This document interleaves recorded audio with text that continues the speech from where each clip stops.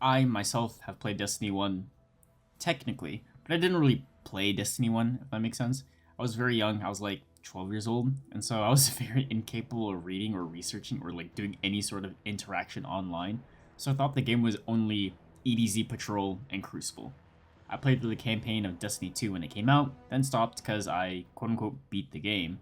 Again, I was too young to understand what a live service is. I returned to Destiny around the time just before Witch Queen was released, and I've been playing since. I'm no lore master, I'm no seasoned raider. I mostly play campaigns, nightfall, seasonal missions, exotic missions, dungeons, and all that solo. Doing LFGs where you play with like random people on Discord for like raids and dungeons.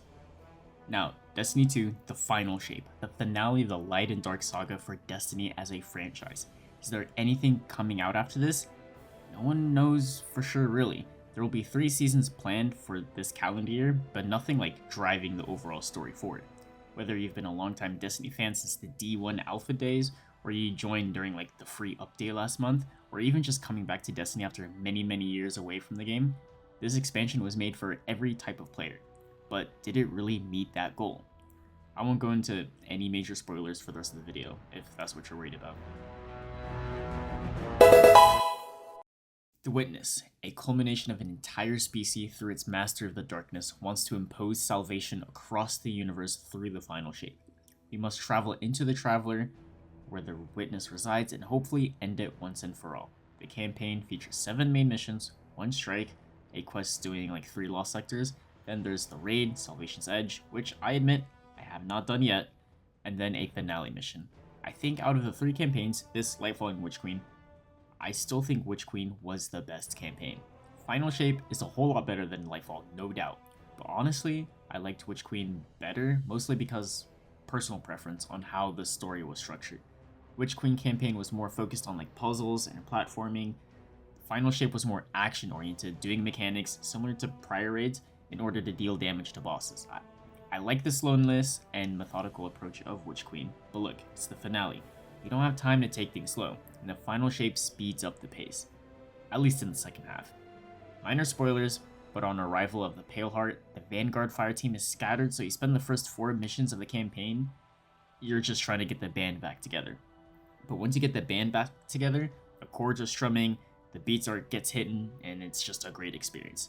The Pale Heart, as a location, is very diverse and very beautiful. It's a linear patrol area, meaning that you mostly go forward from like the entry point of the Traveler to the Witness monolith. And at first, I was a bit skeptical, but then I thought about like Europa, for example. It's almost basically linear. It just goes around in a circle. Same thing with like the Throne World and Yamuna. So Pale Heart structurally is the same as other patrol zones, but it just doesn't loop back on itself. But I mean, you can just fast travel back to the beginning if you really wanted to. The patrol zone is like a gradient from being very pretty, green, vibrant. Then as you get closer to the Witness monolith, it loses its color, it gets creepier. You see like hands and arms, which signifies like the Witness's control. And I think it's really cool. However, I think there were a few like biomes, like there's like a Europa section. It just feels out of place. Like I get what they're trying to portray, but it feels really out of place. I think it would be better if they were more focused on like the gradient of light and dark rather than making it a metaphor of our journey. But this is very minor in the grand scheme of things. I loved the final boss. I think it was on par with the Savathun boss. I still can't decide if I liked this boss better than Savathun. I did the whole campaign solo legend on my hunter, and it probably took me about 4 attempts and about an hour to beat the final boss. It was a great experience to do, just like how it was with Savathun. I never liked Callus and Lightfall because it was an like annoying, frustrating, unfair, and awkward fight that never felt fun or cool to fight.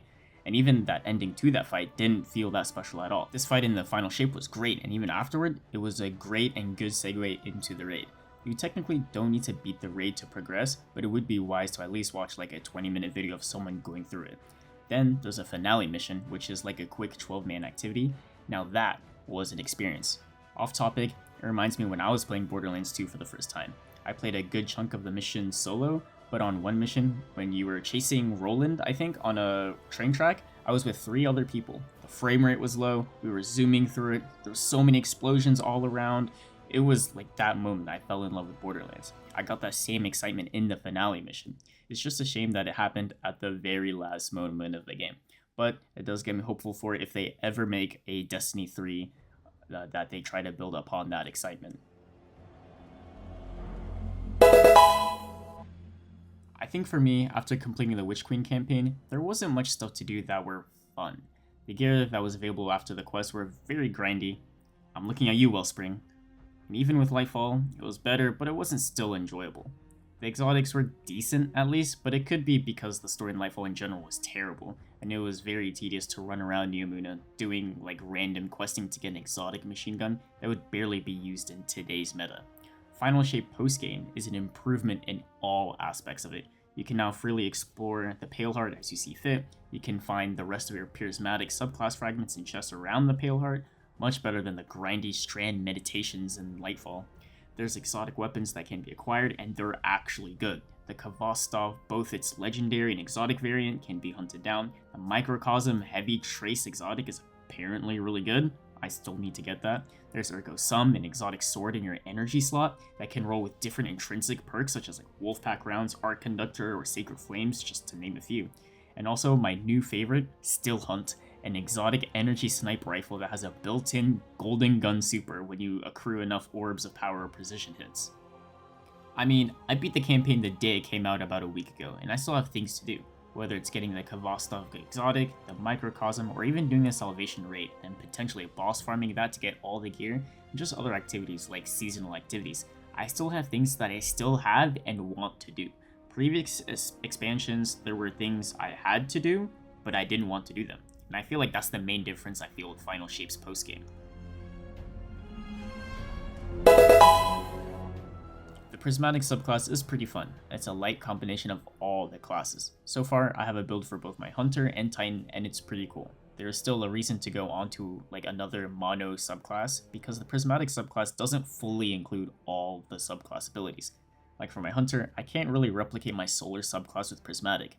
The main loop in my Hunter Solar subclass is the ability and Scorch spam to extend Restoration buff, and that's through Fragments to heal off of Fire Sprites, and Solar Kills to extend Restoration duration, and that's through like a Solar Hand Cannon, Knife Trick ability, Gunpowder Gamble, and a Healing Nade. I can't do that Prismatic. I don't even have a Healing Nade on my Hunter, and so it's going to be just like my Solar build, but with invisibility, or whatever. So it's cool that you have to reinvent the wheel using materials that you are already familiar with. And since the goal is to use both light and dark powers to transcend, which essentially gives you like a Giga Grenade, you need to incorporate both sides of the spectrum in order to maximize the power output of the Prismatic subclass. So I ended up relying on like light weapons and light aspects to fill up my light bar, and dark abilities to fill up my dark bar, so I could consistently and reliantly fill my Transcendence bar to get that Giga Grenade for a short duration. There's a lot of micromanaging, but it rewards players who are very familiar with build crafting, and it's just great having a new toy to play with. The weapons introduced in this expansion are amazing. I think everyone's favorite is the Call, a strand sidearm rocket gun that has an insane perk pool. It has perk combos like Demo Adrenaline Junkie, Slice Hatchling, Stats for All Ones for All, Strategist Desperate Measure, and even with an origin trait that is just straight up helps you get your super faster. It's not even just this gun. All the guns in this set have insane perk pools. Like, literally, the only thing I don't like is just the design of the guns. Keep the card style of the guns, but just make them into like a matte black, and it would be amazing. There's probably like a shader that does that, but just looking at like the splash art of the weapon set, it's just kinda ugly. The armor sets from both the Paleheart and Salvation Raid are kinda mid, with the Paleheart armor set being kinda bad. I think the Lightfall armor set was actually pretty good, so it's kind of a shame that the Paleheart armor set is pretty bad and you have to do like a post-game quest to acquire all of these armor pieces. I get what they're trying to achieve with the Salvation Raid armor set, but it feels too much going for a look rather than something that you can show off.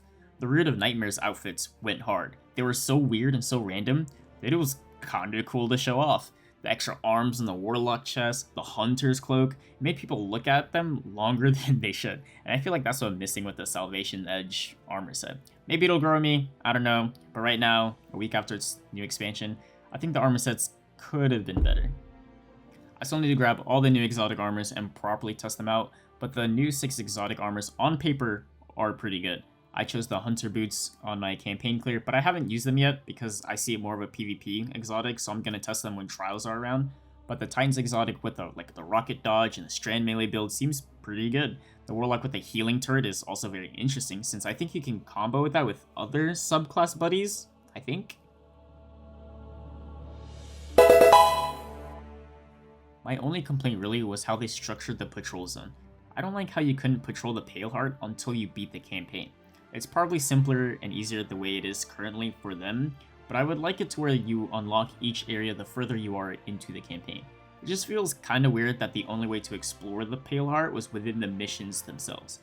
I also didn't like how the patrol areas for the Pale Heart was not a shared zone with other people, meaning that you will not see other online players if you go into the Pale Heart patrol.